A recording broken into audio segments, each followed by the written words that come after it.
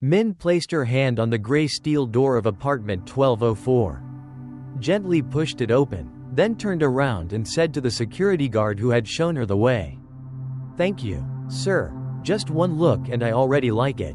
Clean, airy, and fully furnished." The middle-aged man wearing a security cap nodded slightly, his eyes quickly scanning the room before replying in a low voice. The rent's cheap because not many people want to live here. Over the years, a few have come, but they didn't stay long."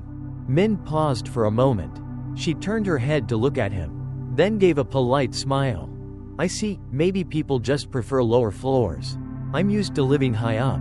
I like it quiet and bright." The guard stayed silent for a moment, then furrowed his brow and spoke softly, like he meant it only for the two of them. "The upper floors aren't really noisy. But this apartment is a bit different." Min tilted her head slightly, her eyes thoughtful. "Different? How so? Is there something wrong, sir?" The man cleared his throat, then waved his hand as if brushing something away. "It's nothing serious. Probably just a coincidence. Anyway, now that you're living here, if you need anything, just let the front desk know." Min nodded, trying to keep her composure, then gently asked, "So before, who lived here?" The guard avoided her gaze, answering vaguely, "I don't quite remember. A few people came and went. But anyway, you should get some rest. Call me if you need anything." Min thanked him politely, then closed the door. The apartment was quite lovely, a decent size, with a small balcony overlooking the lake. The furniture was simple but neatly arranged. She took off her jacket, placed her bag on the sofa, and let out a light sigh of relief. Finally, a stable place. The evening passed with small tasks, like cleaning, hanging a few family photos, placing a small vase of flowers on the dining table. She turned on some soft music, typed a short message to her mother to let her know she'd moved in safely. Around 11 p.m., Min turned off the living room lights, leaving only the soft yellow night lamp by the bed. She poured a glass of water, set it beside her, then stretched with a smile. "It's been a while since I felt this comfortable." Night wind slipped through the curtain's edge, creating a faint clattering sound against the glass window. Min gently pulled up the blanket, closed her eyes, and drifted into sleep. Around 3 in the morning, a faint click echoed through the stillness. Min's eyes opened suddenly. At first, she wasn't sure if she woke because of the sound or some instinct. She sat up, listening carefully. Nothing seemed unusual, only the ticking of the clock. Quietly, she tiptoed outside. As she neared the front door, she saw it was slightly ajar. She froze, her hand tightening the corner of her nightgown. Light from the hallway spilled in through the narrow opening, casting a stripe across the tile floor. Right at the edge of the door, Min swallowed, slowly pushed the door open, and looked out. The hallway was empty. She quickly shut the door, checked the lock and bolts. Everything was intact, but she was sure she had locked it properly the night before. Min leaned against the now closed door, whispering as if speaking to herself. "Maybe I didn't fully turn the lock earlier, that must be it." A light breeze drifted through, causing a few sticky notes on her desk to flutter. Min walked over, gathered them, then stood silently staring out at the balcony. Outside, the streetlights were still on. The apartment building was silent. No one knew. The young teacher had just spent her first night, not entirely normal. On the morning of the second day, Min stepped out of the bathroom, her hair still wet, holding a towel to pat it dry as she walked toward the desk. On the table, the sticky notes she had written just yesterday were now gone. She frowned, glanced around, then murmured, "I clearly stuck them here last night. Where did they go?" Min pulled out the chair, checked under the table, inside the drawer, even beneath the laptop. Nothing. A few minutes later, as she was tying up her hair to get ready for work, she couldn't find the metal hair clip she used every day. She opened her accessory box, flipped through each compartment, but the familiar silver clip was gone. She furrowed her brow slightly, thinking for a moment, then said quietly, "Maybe I misplaced it yesterday after using it. Or I haven't unpacked everything yet." That afternoon, after returning from teaching, Min entered the room and stopped in front of the small wooden cabinet next to her bed. She usually placed a framed photo of her family there. But now, the frame was gone. Min froze for a few seconds, her eyes staring at the empty spot on the cabinet. She walked around the room, lifted the pillows, opened the wardrobe, peeked into drawers. Nothing. She bit her lip, placed her hand on her forehead, shook her head gently and sighed. That's impossible. I brought that photo frame back from my hometown. Put it there on the first day I moved in. How could it just disappear? That night, Min video called Thao, her best friend from college. When the screen lit up with Thao's face under a face mask, Min spoke first. Have you ever lost stuff in your house for no reason?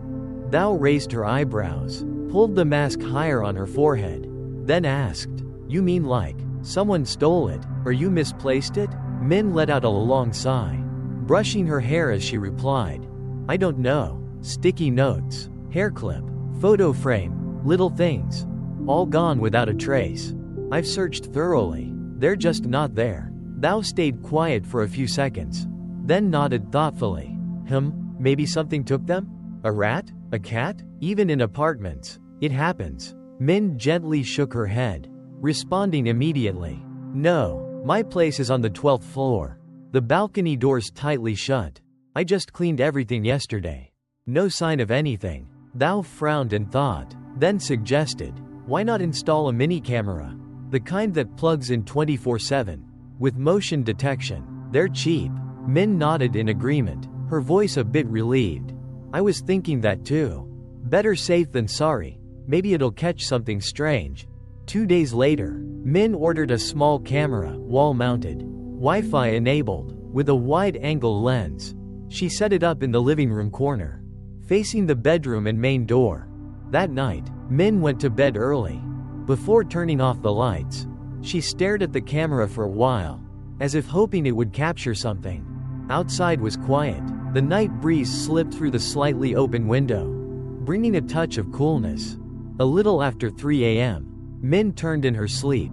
She began to dream, a faded dream, vague and unclear. In the dream, she saw herself standing in her own room, everything bathed in a hazy white light.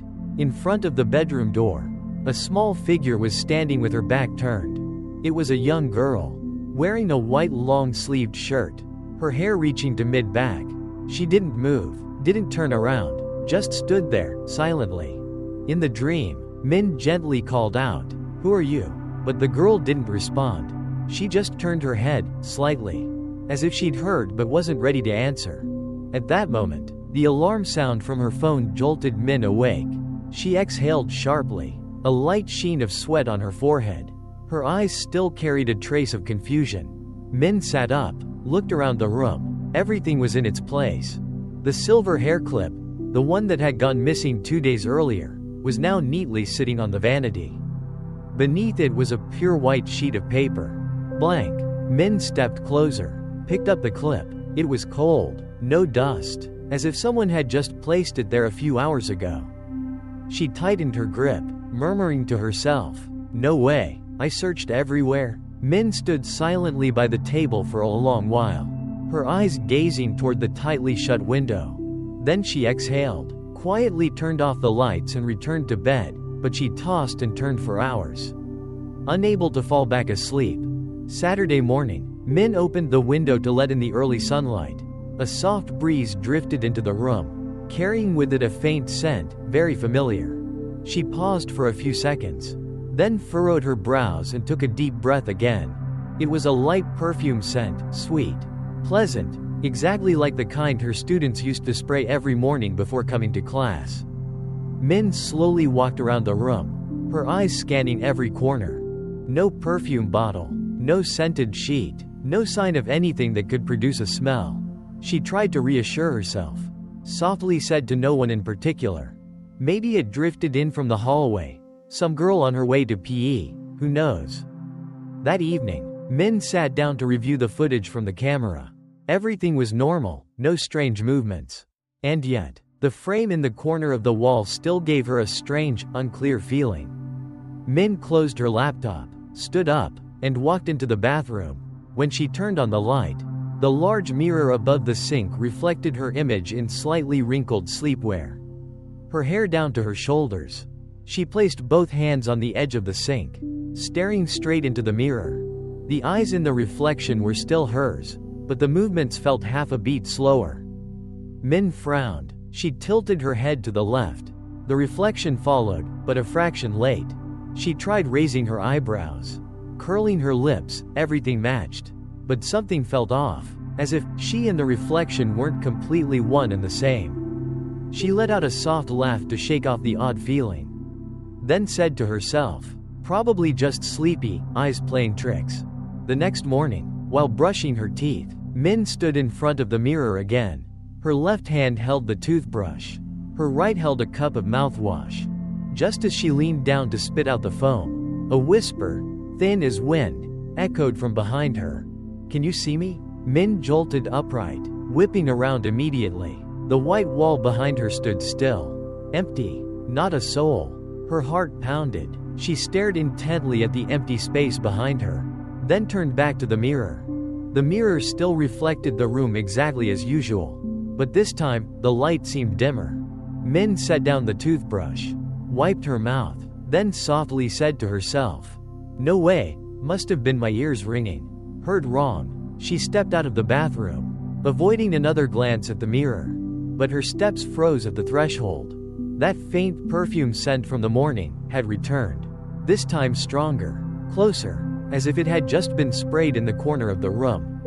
Min turned her head, scanning the space, her eyes narrowing slightly. She walked into the living room, flung the front door open, and peered out into the hallway. Silence. Not a soul in sight. Coming back in, she locked the door carefully, latched it tight, and murmured hoarsely, "If I hear that one more time, I think I'll need to talk to someone about it."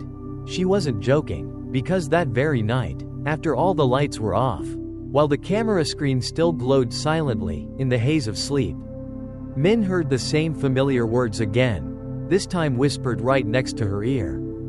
"Can you see me?" That night, after turning off the lights to go to bed, Min still couldn't fall asleep right away. She lay on her side, eyes fixed on the ceiling, ears tuned to every smallest sound in the room. The mini camera in the corner of the living room kept silently working, its red light blinking faintly in the dark. Around 3 a.m., Min turned to her left. She thought she heard the sound of light footsteps on the tiled floor, faint, as if echoing from far away. She opened her eyes, but saw nothing except the dim glow of the night lamp. The next morning, while making coffee, Min opened her laptop to review the footage from the night before, a habit that had slowly formed over the past few days. She skimmed through the early part quickly, eyes slightly strained from lack of sleep. But at 3:17 a.m., she abruptly stopped. A blurry movement appeared at the edge of the frame.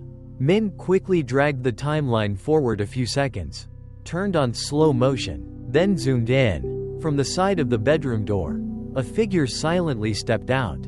Small frame, long hair, wearing a white shirt, walking slowly, never turning her face. The girl stopped in the middle of the living room, standing still as if listening to something. Then she turned her head, but her face remained outside the camera's view, only long hair hanging down, covering everything. Min froze, her hand slipping off the mouse. She leaned back slightly in her chair, lips pressed tightly together. A few seconds later, she grabbed her phone, trembling as she dialed a video call to Thao. The moment the screen lit up, Thao frowned and asked, "Why are you calling this early?" Min brought her laptop screen close to the phone, pointed directly at the footage, and said, "Look carefully. Do you see someone walking across?" Thao stared at the screen. The clip played again. When the white figure appeared once more, she exhaled sharply, her face tightening. "Min, I've got goosebumps. You said you live alone, right?" Min nodded, her voice low. "I do." The door was locked. No one went in or out, but the camera caught it clearly. Thao gripped her phone tightly, then spoke quickly. "I told you. You need to move out of there as soon as possible. Living alone and dealing with something like this, it's not safe." Min was silent for a few seconds, then slowly replied, "I know, but you know me. I don't want to run away. There's something being hidden in this room." Thao sighed, her voice heavy. Then just promise me one thing, if you ever feel like you can't take it anymore. Leave immediately. Don't push yourself, okay? Min nodded, trying to force a smile to reassure her friend, but her heart didn't feel any lighter. That afternoon, Min decided to remake her bed and change the sheets, while lifting the thick mattress to remove the fitted cover at the edges. She suddenly felt something hard wedged underneath. She frowned, used both hands to clear the dust around it, then bent down to pick it up. It was an old student ID card. The paper yellowed, edges curled. On the card was the photo of a girl with short hair and a stern expression. The printed name was almost faded completely. Only a few letters could still be made out. Latan H.A., grade 9. Min turned the card over. In the bottom left corner, there was a dried reddish-brown stain, blood. Faded over time. Her hand trembled slightly. She looked around the room, her gaze slowly settling on the mirror, then shifting toward the camera that was still recording. Min collapsed onto the bed, her hand clutching the student card. In the quiet room, something, invisible yet undeniably real, was slowly revealing itself. Layer by layer, from beneath the dust of time. The faded text printed on the card, Latan H.A., was still clear enough to read. And the dried bloodstain along the bottom edge, like a piece of evidence that had been asleep for a very long time in this room. Min breathed slowly. She wrapped the card in a tissue, carefully placed it in the small drawer beneath the desk. At that moment, only one thought remained in her mind. She had to find out more. That afternoon, while tidying the kitchen in search of some old bowls she hadn't used yet, Min forcefully pulled open a cabinet near the sink. The door seemed stuck. She bent down and gave it another tug. The door sprang open, and a plastic container fell out with a thud. Inside the box were a few old items, a wooden spoon, a moldy coaster, and a small notebook wrapped in a faded blue cover lying at the bottom. Min picked it up. It was a student's diary. She gently opened the cover and read the first line, written in purple ink. H.A.'s diary, don't read if you're not my teacher. Min's hands trembled slightly. She pulled out a chair, sat down, and opened to the first page. Tiny handwriting, slightly slanted, some lines bold, some faint, as if written in a hurry. Date, month, year? Today I didn't go to class. I'm scared to see Mr. P. I saw the way he looked at me differently. I feel like I've done something wrong, even though I haven't. I told my homeroom teacher.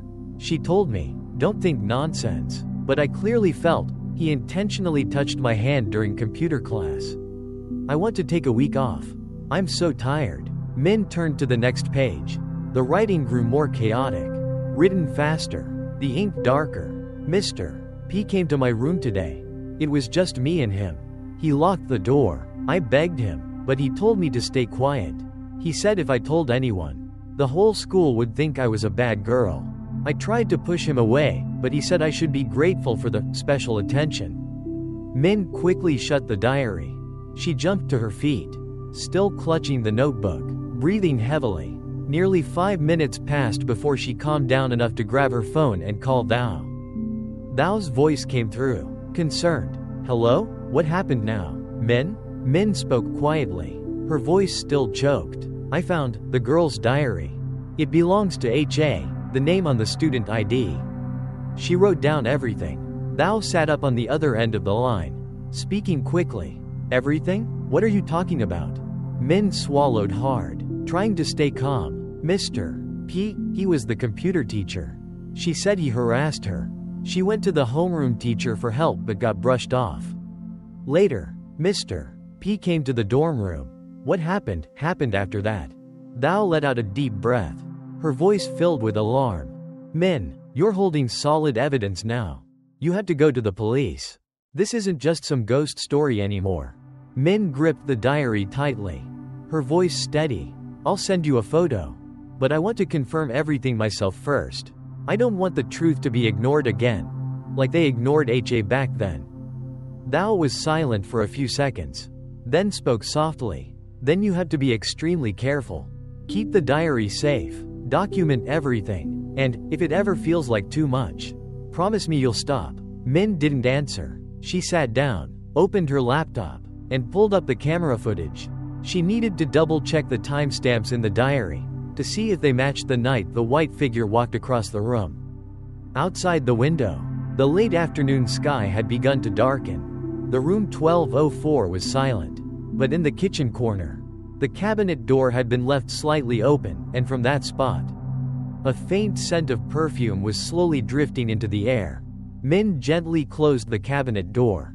Her hand still felt cold, as if she had just touched damp metal. She whispered to herself, "If you truly want to be heard, I won't turn away like the others." That night, Min placed the diary into a small Ziploc bag, then locked it inside the drawer. She tried to lie down, turned off the lights, and gave her mind a chance to rest after everything that had just happened. But sleep did not come peacefully. In her dream, Min found herself standing in a small bathroom. The tiles old and green, the light dim, the sound of dripping water echoed, each drop landing with a heavy rhythm. On the cold tile floor, a girl in a school uniform sat curled up in the corner, her hands tied with thin fabric. Eyes wide open, unblinking as she stared at Min. Her lips moved slightly, her voice trembling. "Miss Min, I'm so cold." Min tried to step forward, but her feet felt stuck to the floor. She tried to scream, but her throat was tight. No sound came out. A streak of light flickered across the bathroom mirror, reflecting, not the girl, but another shadow, taller, standing behind the fogged glass door. The dripping stopped, the room fell into complete silence, and the girl suddenly vanished. Min jolted awake, sweat soaked the collar of her shirt. She turned on the light, sitting up with sharp breaths, her hand clutching the blanket, her eyes still bloodshot from panic. The chill from her dream still clung to her spine. The next morning, Min decided to call an old friend, Dung, now a criminal investigator in the city police department. His voice came through after a few rings, deep and familiar. "Hello, Min? What's got you thinking of me today?" Min hesitated for a few seconds, then spoke clearly. "Dung, I need your help. It's about the apartment I'm renting. There's a chance a crime happened here." Dung was silent for a moment, then asked again, "What did you say? Which apartment?" Min took a deep breath, answering slowly, "Unit 1204, HT apartment complex. I've been living here for nearly 2 weeks, and I just found a diary detailing how a student named HA was harassed, threatened, then went missing." Dung's voice dropped. "Do you have any evidence? You still have the diary?" Min nodded, though she was on the phone. Her voice lowered. "I've kept it safe. It includes the teacher's name, dates, and her emotional state before she disappeared. And I just dreamed about her 3 nights in a row. The same scene." Dung paused for a few seconds. His tone became firm, no longer casual. "Min, send me a photo of the diary. I'll quietly look into the internal case files." 1 day later, Dung called back. His voice was noticeably heavier. "I checked. There was a female student named Latan H.A., 9th grade, from MT Middle School. The file says she went missing in May. 3 years ago." Min sat frozen in her chair, her hand holding the phone clenched tight.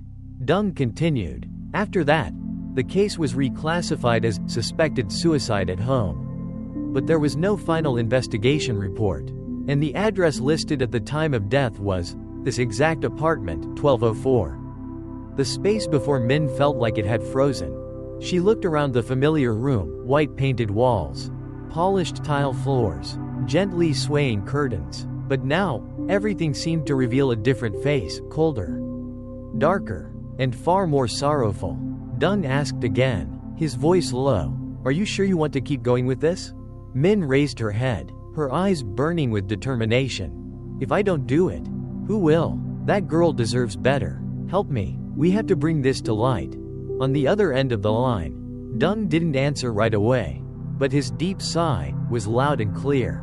Min hung up the phone after hearing Dung's heavy sigh. She stood still by the window, eyes staring at the gray sky outside.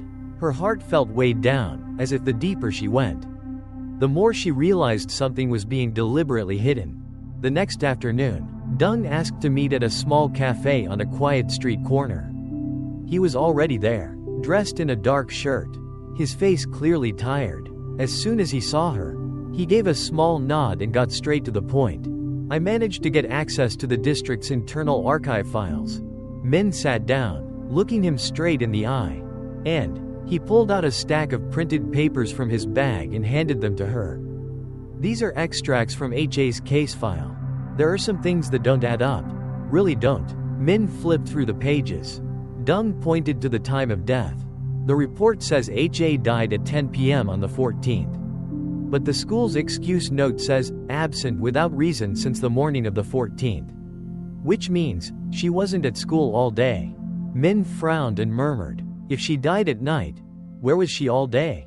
Dung nodded. Exactly. There's a nearly 24-hour gap no one accounted for. No friends, no teachers, no one saw her, no one reported it. He pulled out another page and placed it neatly on the table. And this part gave me chills. In her psychological profile, H.A. was labeled mentally unstable, socially withdrawn, repeatedly isolated. But he paused, glancing at Min. There's no accompanying report, no counseling record, no statement from the principal. Just that one vague sentence.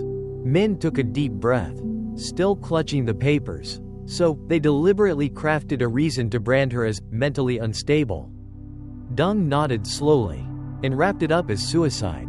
Min looked down at the photocopied page from the diary she had sent him. Near the bottom, one line stood out.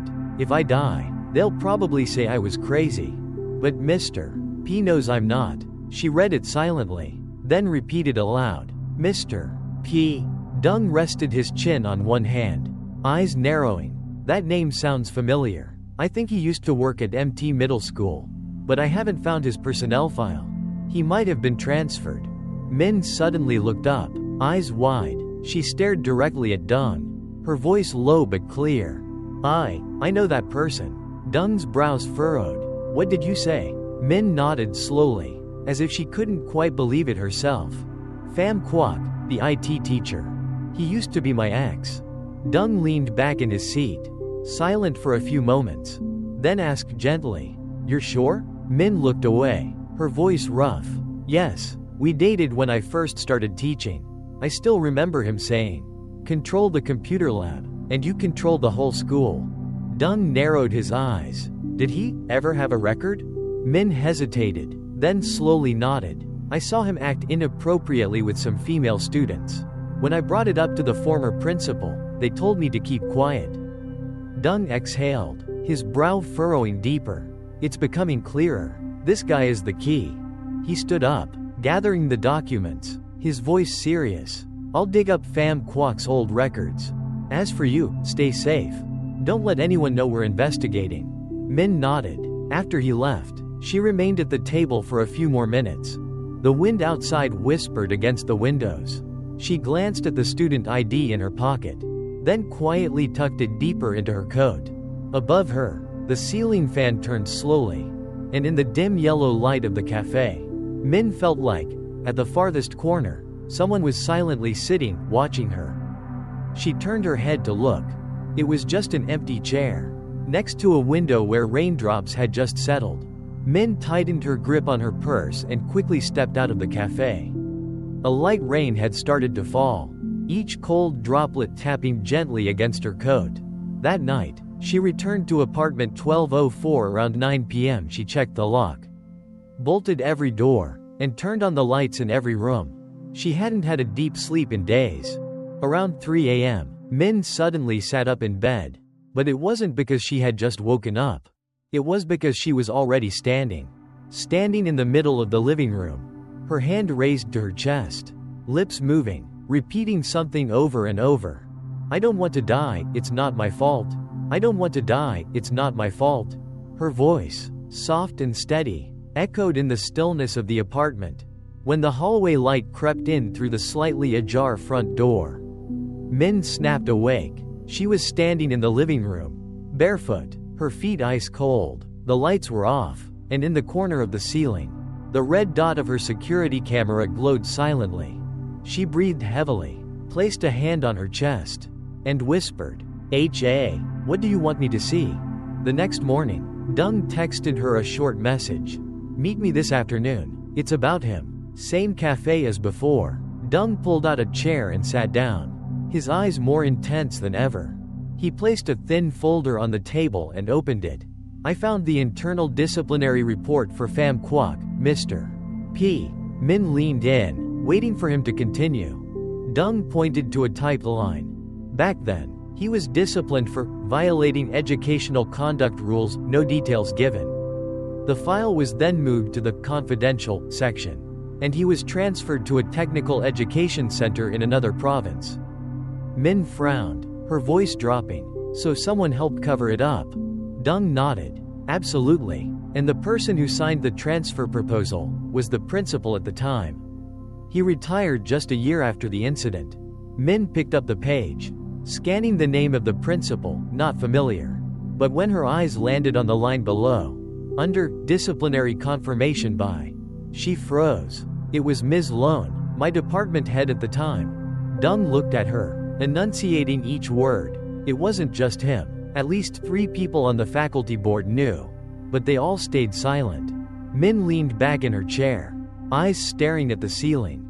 After a long pause, she said quietly, HA wasn't just asking for justice for herself. She wanted to drag that whole web of silence into the light.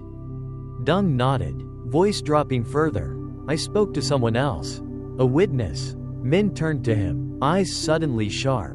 Who? Dung took out his phone and played a recording. An elderly voice, slow and trembling, came through. That night, I saw the girl, HA, run out onto the 10th floor hallway.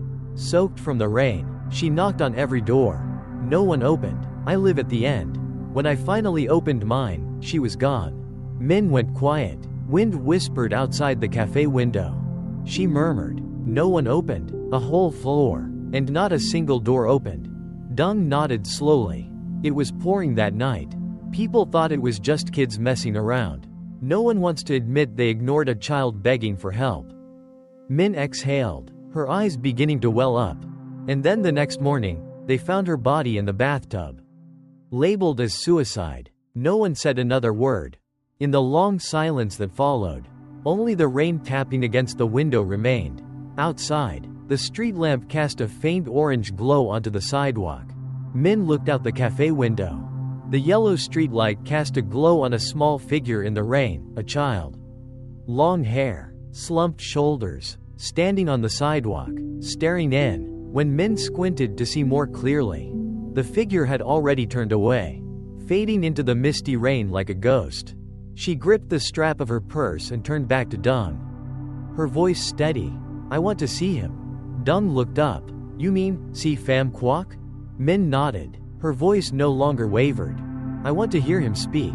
I want to look him in the eye when I bring up HA's death. Dung frowned, but didn't stop her. He simply said, if you do, I'll be right behind you.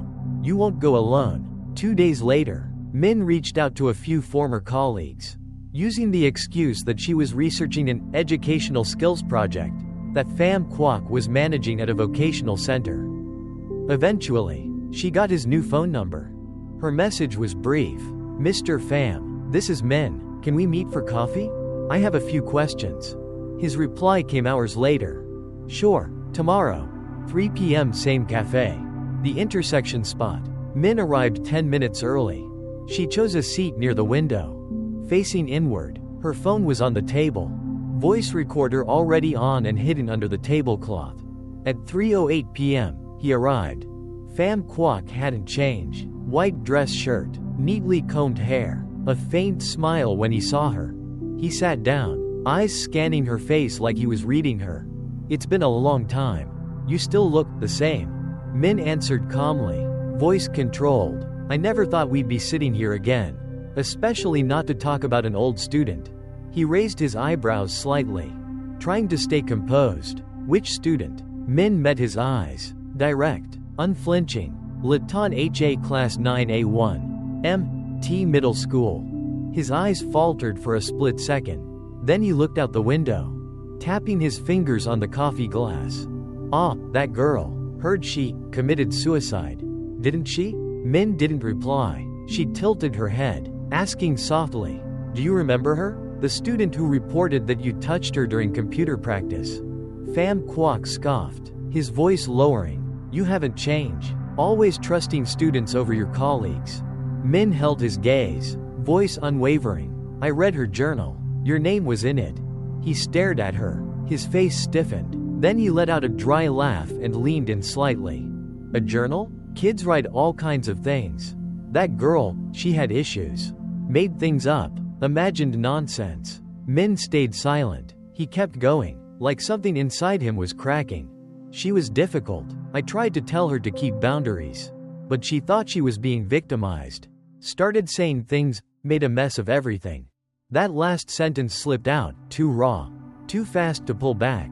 Min slowly pulled her phone from beneath the cloth, turned off the recording, and stood. Her voice was calm, cold. Thank you for confirming. That's all I needed.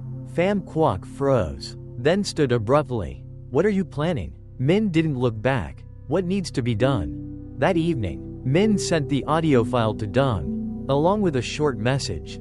He exposed himself. His voice is undeniable. You know what to do. Dung replied 5 minutes later. Forwarded to investigators. Grounds to reopen the case. Preparing to re-interview witnesses. Min exhaled and leaned back in her chair. Outside the window, the late afternoon sky was tinged with pink and soft amber. The air felt calmer after a long storm. On her desk, a student ID still rested. She no longer hid it. Min placed a small white carnation next to it. As a promise. You are not forgotten. I heard you. And now, everyone will know. She sat quietly, eyes resting on the student ID. No more fear, no more confusion, and no more dreams repeating after that final confrontation. Only, a quiet sense that someone had finally stopped crying. That evening, Min made a small pot of soup, played soft music, and wrote a few lines in her journal. For the first time in weeks, she felt like this room was truly a place to live. Around midnight, she stepped out onto the balcony.